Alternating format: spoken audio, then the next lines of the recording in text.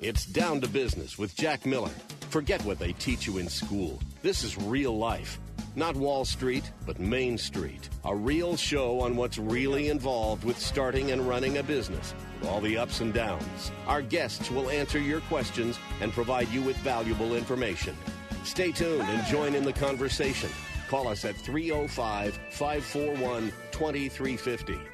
Follow us on Facebook at Jack Miller Down to Business or on Twitter at HJackMiller1.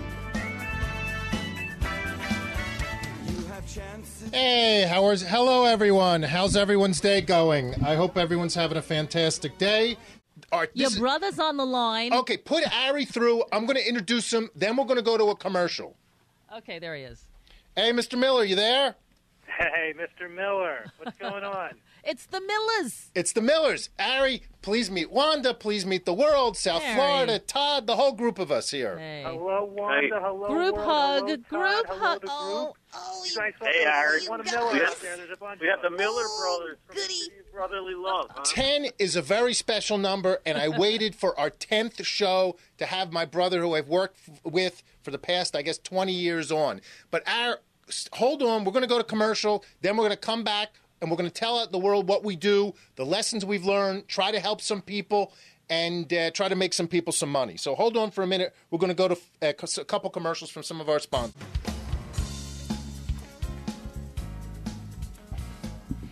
Hey, welcome back, everyone. Ari, thanks for joining us. Todd, of course, thanks for joining us. I want to set the stage because now I really want to, first a little bit was a little joking, but now I do want to jump into some very serious business.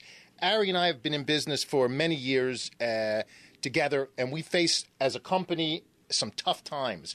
And we learned the hard way what companies need to do to work themselves out of hard times and to recognize it. And we actually started a advisory business about 4 years ago to assist other companies in working themselves out of problems, either mid-sized companies or real estate projects. And I really wanted Ari and asked him to be on the show to talk about that, because I see time and time again businesses that people put their life, their sweat in, and they don't recognize when they're in trouble, and they don't know how to get out of trouble. So, let's focus on that. Todd, you jump in. Wanda, I know you'll jump in. My wife's texting me all the time. So, how's your day going, first? My day's going great. I want to point out that as I was sitting here, actually standing and pacing, thinking, I realized that we have worked together for 22 years. I'm 41 years old, so not only have you been my brother for my entire life, we've actually worked together for the majority of my life. And we haven't killed each other yet. A couple punches along the way, a couple body head slams, but that's details. That's details amongst brothers. No. I'm joking with you. I'm joking. No, the truth is, you've been a pleasure, and we have another partner, Ari Shoham, an absolute pleasure to work with.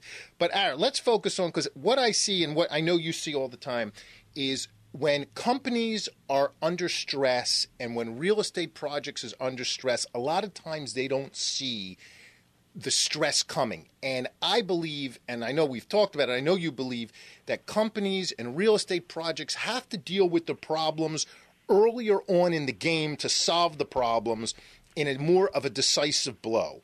And I want to spend the first few minutes, let's talk about what the problems are. And I don't know if you want to start or, I'll start. And then we could spend what they need to do to solve the problems. Because it seems to me that our clients or potential clients are always making the same mistake over and over. And it just kills me when I see them making the mistake. You want to hold them back and you want to say, hey, bozo, don't do this for your own good. But they just keep making the same mistakes. Yeah, most problems in life, whether they be financial problems or relationship problems or health problems, a lot of people wait until it's too late, or at least they wait until it's much harder than it needs to be. So one of the things I want to talk about today is exactly what you said. How to identify when you're having a problem. And then we're going to say, and then what kind of steps can you take to solve it early on, before it becomes a major problem? So some of the things in terms of real estate partnerships, when you can identify that you're having a problem early, is vacancy. If statistically you run that your property, whatever it is, has a 90% occupancy, then all of a sudden you wake up one day and realize it's much worse than that. You got a problem. You got to focus on it. Same thing with delinquency. If you have tenants, all of a sudden they're not paying. at a much later rate than usual. You have to focus on it. Cash flow is the biggest indicator. If your business is used to having a certain amount of money in the bank, and all of a sudden you realize that that's dropping down significantly, or even worse, you're taking money out of your own personal pocket or out of good ventures to put them in this venture, you have to stop. You have to start questioning yourself. You have to realize right now I have an issue and I need to deal with it now before it becomes too big. Some of the other things that we've seen in the past, Jack, is deferred maintenance on real estate. If people all of a sudden stop servicing their air conditioners and stop attending to the roof and let the landscaping go because of lack of money, these things aren't going to correct themselves. You have to deal with them. And you can apply the same examples to any type of business. If your sales are off, if all of a sudden you're cutting back on marketing, not because the marketing's not worthwhile, because you don't have the money. If all of a sudden you're losing clients, you need to stop now. You need to roll up your sleeves, and you need to start getting tough because your business is on the line. I agree. A couple other things: squeezed margins, problems with lenders. A lot of times banks and lenders will put pressure on borrowers, whether they be operating businesses or real estate. If they put you in special assets, you're in trouble. You need to deal with it. Negative cash flow, which you talked about. Building accounts receivable is a big problem. Declining sales, lack of good financial projections. The problem is, as I see it, most people have their head in the sand and they think their little adjustments that they're going to make themselves are going to solve the problem. And the reality is sometimes it does solve the problem, but there's a lot of times it doesn't. And usually when they go to a professional like us, I'll give us a plug, it's not always too late, but sometimes too late. So I think people need to move faster in a more decisive manner when they have a business problem or a problem with the real estate, and bring in people who know what they're doing sometimes. Look, a business was worth fighting for to build. It needs to be worth fighting for to save. And problems generally don't go away on their own. Nobody ever loses significant weight on their own. Nobody beats cancer by chance. You have to work at it. You have to roll up your sleeves and get tough. So what are some of the things that people should be doing, Ari, when they have a problem either in an operating business or in a piece of real estate? Let's go through the list, because there's a lot of commonality to when people get in trouble. And you can only see it when you see it not just from your business, from a global perspective. As you know, Jack, we have looked at a lot of business and seen a lot of real estate projects. The one thing that I found, the commonality between almost everyone in trouble, is the owner starts to get removed from their clients. In the beginning, when the owner was building, they knew every single client. They dealt with every problem. But as they grow, they get salespeople and customer service people, and it's the same thing with real estate. You knew the original tenants, but as you grow, some leasing agent puts them in. You don't visit the property so often. So the first thing, in my opinion, you need to do is pick up the phone, call your clients, go see them. If it's a real estate partnership, go see your tenants. Go talk to the biggest tenants. Find out what's going on from their point of view. Your salespeople and your staff are only going to tell you what you want to hear. There's a lot of sycophants out there, a lot of people who don't want to upset the apple cart. They're going to say, yeah, everything's good. Well, you're losing clients. By the time you realize that they're wrong, it's too late. So if you pick up the phone and start calling your best clients and your oldest clients, your biggest clients, and say, how's the service going? What's going on? They're going to tell you the truth. The same thing with tenants. You go to a property that you own, and you may drive through the parking lot once in a while, but you ask the tenant who's there every single day, what's going on with this property? What do you think of it? Why do you think that we're having trouble with vacancy? They're going to be able to tell you. I agree. So I'll say it a different way. Focus on the details and micromanage. Because I see, again, it's the same thing you're saying. When you get too removed, and it's happened to us, you lose sight of things. Know when your clients are paying, know when they're not going to pay. I had a case last week, and it turned out to be a sad outcome. The accounts receivable became higher, and through the process of the workout and bringing in new financing, we realized, or the ownership realized, that a lot of the accounts receivable were sent out incorrectly. They didn't have the right codes on them, and the companies didn't pay them for 5-6 months. And ultimately, the company went out of business because some goofball in the accounts receivable department made a mistake, and no one caught it because the owners weren't as hands-on as they should be. So you got to micromanage, I think, every little detail, stay on top of every little detail, because unfortunately, a lot of times the staff and the vendors don't. They'll do shortcuts, and shortcuts always come back to bite you. Yeah, 100%. The only thing I would add to that is that you best learn what details are missing by getting out of your seat. Stop talking to the people that you normally talk to. Talk to your clients. I would venture to say, if that person would have went to the accounting department and said, "Why aren't we getting paid on these receivables?" the accounting department would have made up some excuse. "Oh, they'll pay. It'll be okay," or who knows what. But if they would have went to the client directly and said, "Why aren't you paying us?" and the client would have told them the billing's wrong, and then they would have known it quicker. And maybe they could have saved their business. I agree. I think you need to micromanage and focus on the details. You can't get so crazy with the details, but when things are bad, you need to look at every detail because life is a compilation of little details that add up to big things. 100%. Step number 2 is you got to cut the fat. As we grow, it's very easy just to keep spending money and you forget about what you're spending it on, and vendors start raising prices on you and you're not paying attention because you're happy, you're making money, you're enjoying life. But when times are tough, you got to review every single contract and say, am I getting the best deal? Should I switch the vendor? Can I beat up the vendor or negotiate to get a better price? Even with staff. Look, laying off staff is one of the worst things there is to do in business.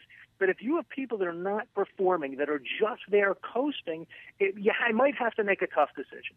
And the key factor, the question you should be asking yourself with every single employee is, if that person quit today, would I try to talk them out of it, or would I secretly be happy? If you wouldn't try to talk them out of it and you'd be happy, then you really have to evaluate whether that person deserves their seat, deserves their salary, and is adding to the business. But I do want to put out a word of caution there. If you can't go crazy with cuts, you can't start cutting things that are valuable to your clients. I think it was 2 days ago, a fitness club owner called me, and he was in major, major financial problems, contemplating filing Chapter 11. Literally, the creditors are threatening to come pick up the gym equipment. So we're talking about one of the cuts that he made is he cut daycare. In his fitness center, he had a lot of moms come. They came for classes. So when he cut daycare, he thought that he was cutting his expenses, but he lost a lot of clients because of it. And once you lose the clients because of it, it's very, very tough to get them back.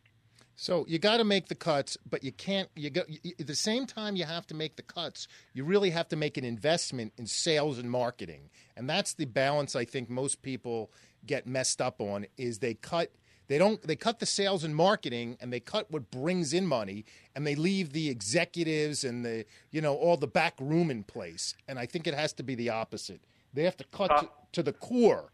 And I know we've made the mistake every time, and we've been in business a long time. Every time we've cut deeply, we've been fine. But the couple times we cut not so deeply because we were scared of it, it came back to bite us. So my advice on that would be cut as deep as humanly possible on the core, but not on the sales and marketing, because you actually have to focus on sales and marketing and readjust yourself to bring in more business. 100% correct. I would also add sales and marketing to that, retention. It's hard to get a client. It's much easier to keep an existing client. So that goes along with what I said earlier. Reach out to your clients. Make sure they're happy. If they're not, start taking corrective action. They'll tell you the truth, and you know what? They'll be grateful that you called. They'll know that you care about them. But 100% out, you got to get out there and market. You got to bring in new revenue. You got to bring in new business. And you know what? Nobody is going to be as passionate about your business or your project as you. You can hire whoever you want, and they may have the greatest resume in the world, but nobody is going to care as much as you do about your clients and about the growth of your business. No, I agree. We see it every day. Every day of the week we see it. Another thing I want to talk about is the conservation of cash. A lot of times when people are in trouble, and their banks start calling and their creditors start calling, they, to keep people happy, spend money. So if they start off with X dollars in the bank, $1, they'll pay their banks, they'll pay their credit cards. And really, when you're in a workout mode, you have to become very selfish. And you have to do what's best for the business, and there's a divergence of interest between you and your creditors, and you have to stockpile cash and use that cash for the absolute bare minimum, and to either buy off the debt, pay out the debt when necessary, or use to invest in sales and marketing. So I know we've made that mistake. I have a lot of clients who make that mistake. So, do you have anything to? What do you think of that, Ari? Save cash. It's my lesson. First of all, you're 100% correct, as usual. But I would say it's not selfish at all. Wait, I'm sorry. What did you say? I said you're 100% correct, as usual. I didn't say as always. I said as usual. But I would argue it's not selfish at all. If you have a bank or a lender or an investor and you're supposed to pay them X amount of money a month, and in order to pay them X amount of money a month, you cut marketing, and you do that to make them happy, I would actually argue that that's being selfish. You know why? Because you don't want the pain of having to make that tough phone call, and you're jeopardizing their long-term repayment. The only way that they're going to get paid back, especially if it's an unsecured loan or if the security is challenged in any way, is if the business thrives. And if you pay them back, you're not quicker and take that money out of marketing, you are not doing them a favor at all. You're actually doing them a disservice. You know what? With that, I got a break. We have a hard commercial and traffic. Stay on the phone because there's so much more we want to cover. And this is great stuff. So hold on for a minute, Ari and Todd. Wanda, let's take us to the traffic. Don't turn that dial. We'll be right back. Here we go. Hey, everyone. Thank you for joining us again. Thanks for sticking with us, everyone. This is Jack Miller. Glad to have you with us. Ari, thanks for sticking around. Todd, thanks for sticking around. I was negligent. I always comment about Wanda's I'm thinking the right word, delicious smell. Aroma. That's aromatic. Nice. Yeah. Aromatic. So I came in the studio today. And, yes, I left you some smells in there. It smelled so good, Wanda. Good. So Todd, wish you were here. Todd, I wish I were there too. and by the way, there's nothing better than pleasant smelling people. And on flip side, we all have run into the people with BO from time to time, and there's really none of that here. Much more of a turnoff. So Todd, thank you, Wanda, for doing your share in making our lives more pleasant. Hey, I do what I can. doTERRA. Maybe I'll get lucky. Jack and Ari, this is Todd, and I wanted to ask you a couple questions based on that very informative and excellent segment you just did. Say I had a company or anyone out there who has a company, and they're going along, and they do realize, in their daily business that something is amiss, something might be wrong. What are the actual steps that you would advise someone to take if they do realize something? I mean, should they be seeking counsel from a consultant or an advisor? And if so, how often? Should they have a second opinion? Who should that be? And what should they do immediately when they sense that they might be getting into trouble? Todd, I'll jump in, and Ari can jump in as well after. Look, I think the first thing they have to do is identify the problem and take their head out of the sand and make changes. Hopefully, before it becomes a major problem, you could make small directional changes and they could deal with it themselves. But they have to think like an outsider would. They have to reevaluate the business, their financials, their product line, customer service. They have to reevaluate everything and jump on it. Again, if they can't do that, then they need to go to a professional, whether it be an attorney or a company like Ari and I have. But they need to ultimately bring in somebody who can make the changes that are necessary if they can't make it. Now, if it's something like everything's going fine and the bank calls their loan, or there's what I call a disaster that happens quick, a lot of times people make the mistake of trying to handle it themselves. And we did this ourselves. I'm guilty of it. When the economy went bad, I guess about 7 years ago, when the market melted down, we tried to handle it and we tried to make nice with the banks, and the banks milked us dry. Really, we should have gone to a professional up front, and we should have taken a much tougher hand in negotiations, because the reality is your creditors will milk you dry until there's nothing left. And they don't care about you. You need to be selfish. You need to, as we said before, stockpile cash.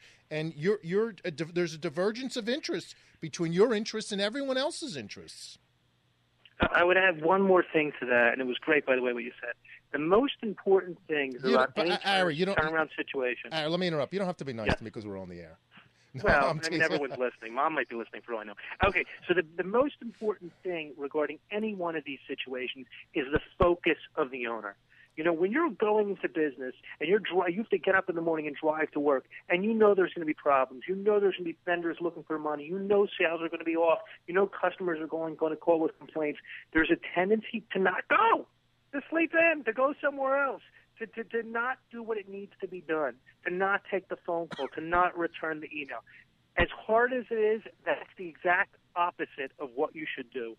You know, when we were going through our struggles, I accredited me, at least for my own self, with one thing. I used to say, you know, sometimes I cry myself to sleep, sometimes I drink myself to sleep, but in the morning I'm ready to fight again. And that's the type of thing you need. You need to have the fire in your belly where you're willing to go, make the tough decisions, take the tough challenges, and you have to recognize it's going to be hard. That's okay. It's not a failure on your part. Life is hard. Business is hard. But the tough people survive, and you got to get tough. I agree. I mean, in my experience, I think that the two qualities that lead to failure most often are hubris and complacency. And I think that across the board, I think that it's very difficult, you know, once someone builds something up, you know, pretty much with their bare hands and it succeeds, it's not as easy to sort of take a step back, look at things and say, you know, this isn't going as well as it used to be. You know, people are optimistic. People put their heart and soul into creating something. And if, you know, I feel like they would be optimistic if they skipped a beat or if there were a couple quarters that weren't as good as the previous few years. And so, you know, they would will it to succeed at that point or keep doing what they did to make it successful, even though a different tack might, you know, be better at that moment.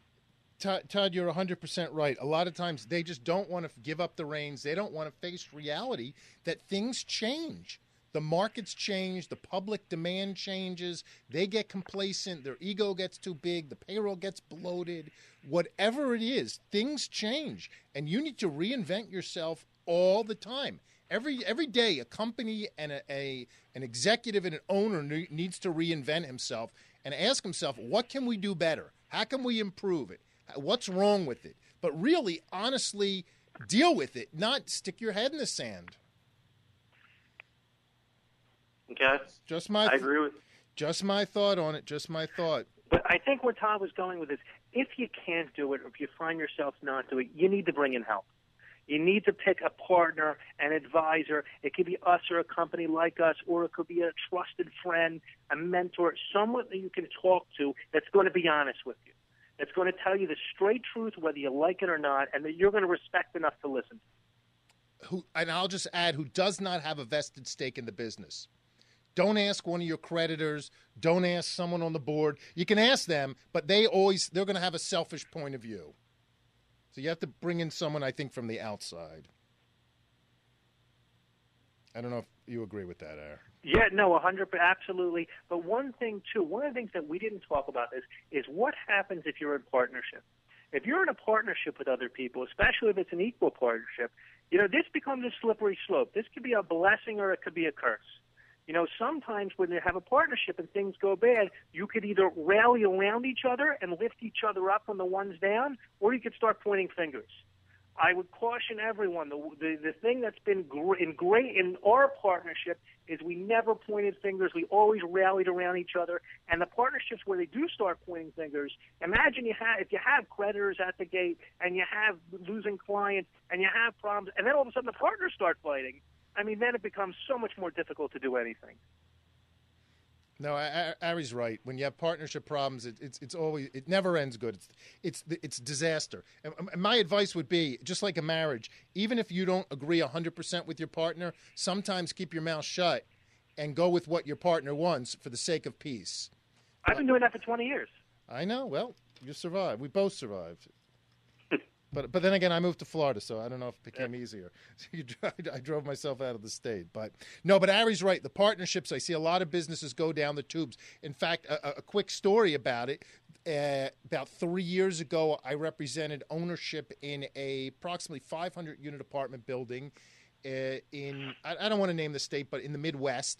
And it was a very savable situation. Fannie Mae called the loan. They ran into problems. Ultimately, they lost the property. They gave up because there were three partners and they were all fighting, and they just gave up. And it was sad. It was a 500-unit building, beautiful cash flow property, but their fighting caused so many problems they couldn't overcome themselves with I'm right and you're wrong, and you know they were more interested in I'm right and you're wrong than in saving the property. So Partnerships can be a challenge sometimes. But along those lines, I think you need, and I would caution everyone, you need good partnership agreements up front to protect yourself. The one thing we talked about, Jack, but we didn't really go into depth on, is how do you deal with creditors? How do you deal with when the bank's calling and they say you got to pay us off by 2 months or else, or they say we want to increase the payments when you can barely make the payments they have now? Well, look, I'll give you my opinion. You have to look. First of all, I have to tell you, and I tweeted yesterday because I was dealing with another client and I was frustrated. When you see a bank advertise, you're more than a number to us. We care about you. The bank is full of run. The bank is full of horse manure. I'll tell you what happened to us, and this is a real life story. When the market went bad, we had probably 28, 29 million in debt. We had maybe we had 15 banks. And they put us in default. And what we did was we tried to be nice, and we thought our 15, 18-year relationships of always paying them on time would be good. And what they did was they bled us dry month to month to month. They kept leaving us, deserting us, leading us on. And the workout officers at the banks are excellent at it. I'm not begrudging them. If you borrowed the money, you owe it back. But you have to be very careful, and you can't be afraid to go to war with your banks. With that, I apologize, but we have to take another break. Stick with us, guys. We have a 3-minute break, then we'll be back. Don't turn that dial. We'll be right back.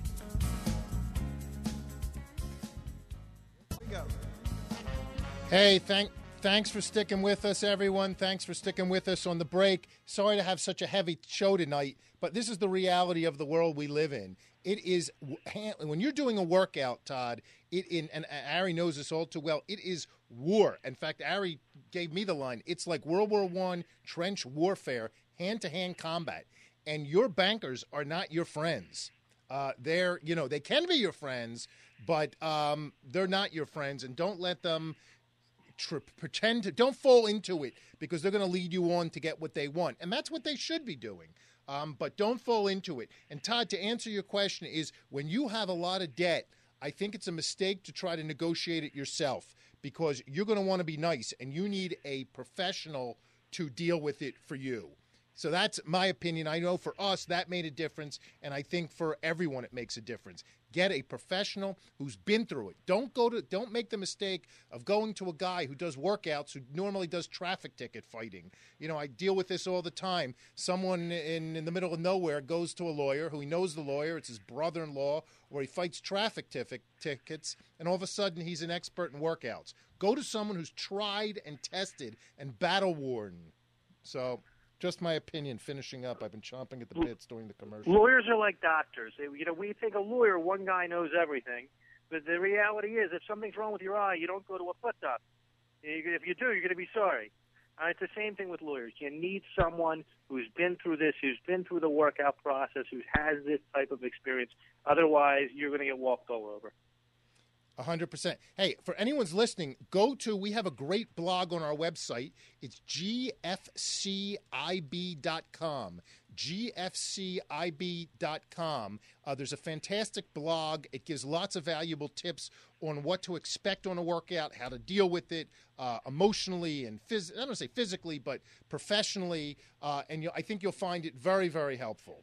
Most of it was written by Ari, so it's good stuff. I think there's even a picture of Ari out there. Hello. Anyway, we have 5 more minutes. What other points do you want to bring out when people are going through a workout? I want to talk about some of the positive stuff that can happen out of it, because you can reinvent yourself, your business, your company, to live a second life and a better life. Absolutely. In life, there's always second chances. So one thing this does, when you take a step back, you need to think about, what could you be doing better? What should you be doing better? As markets change, and generally business changes when markets change, yeah, there are problems. And maybe the same product that was so great last year isn't so great now, but there's always new products. There's always new opportunities. You need to look and say, what segment of the market that I know best, that I have an expertise at, is now being underserved? And how do I set myself or reinvent myself, as Jack said, to put myself in a position to serve that market? As Jack said, we have reinvented ourselves many, many times over the years, because real estate and finance are the areas that we know best has changed many, many times over the last few decades. But as they change, we try our best to stay ahead of the curve, or at least not too far behind the curve, and try to figure out how can we get out there and help the people that need help today.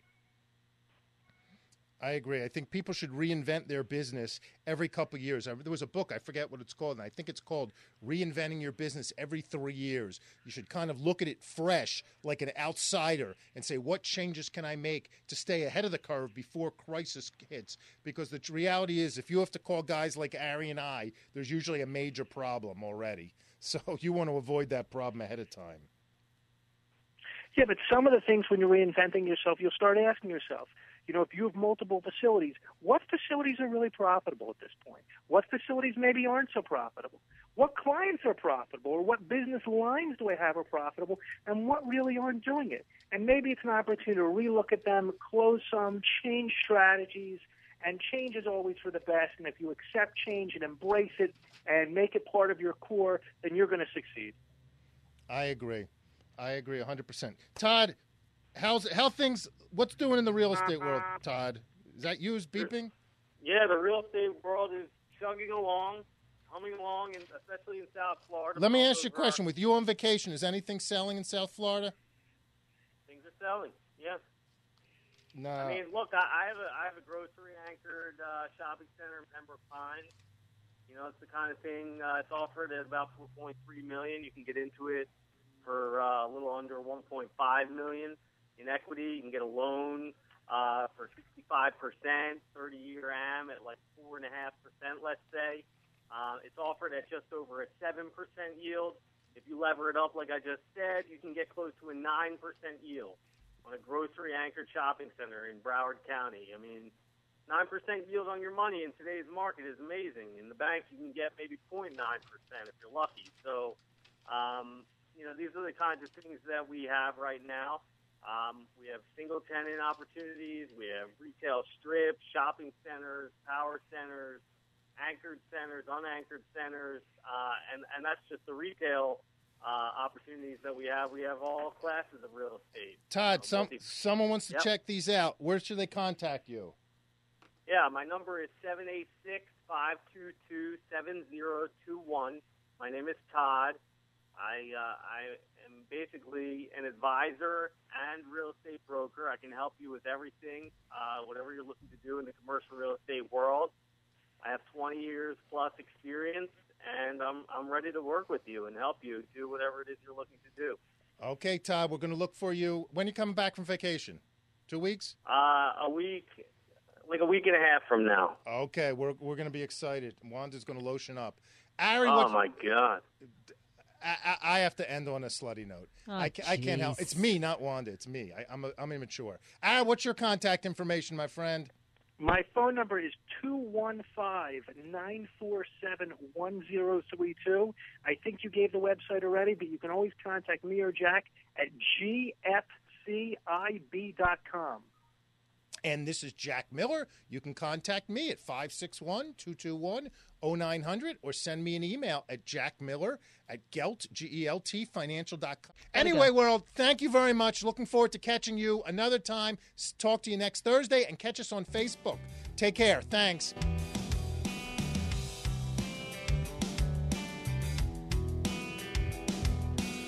We hope you enjoyed the show. Don't forget to tune in next Thursday at 3 o'clock on 880 The Biz. If you want to send in your questions, comments, or ideas for shows during the week, please email jackmiller@geltfinancial.com.